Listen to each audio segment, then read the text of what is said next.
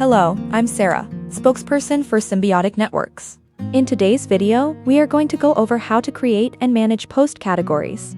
The very first thing you need to do is log in. It really depends on which website you have, the design of it, and placement of the login button. Once logged in, click on Categories within the Account menu to get to the Manage Post Categories page.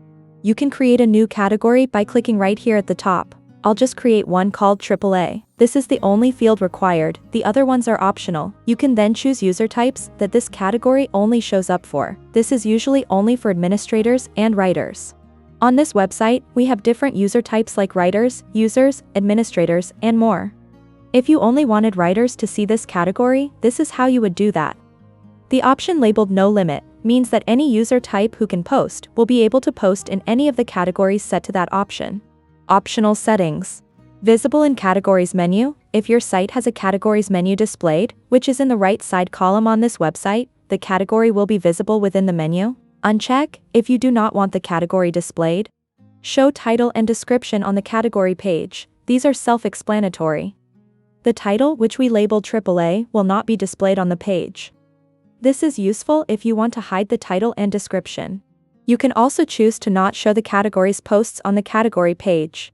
Let's scroll down and click on the Create Category button. Once the page reloads, click View to open the new category page in a new window. If you're logged in as an administrator, you will notice a little pencil icon beside the page title. That's just a quick link to direct you straight to editing that category if you need to. Go back to Manage Categories and you'll see your new category. The first item to the right side of your category is the number of times the category page has been viewed.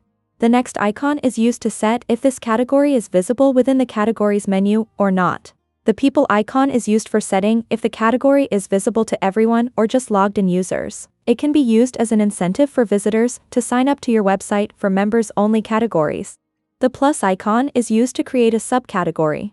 When you mouse over a category, you will see a pop-up that shows what level a category is, which can go up to 5 levels deep.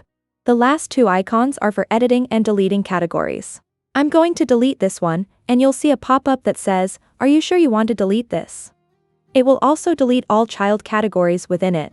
Deleting a category does not delete any of the posts within the category. You will need to edit all posts within the category to assign new categories to them.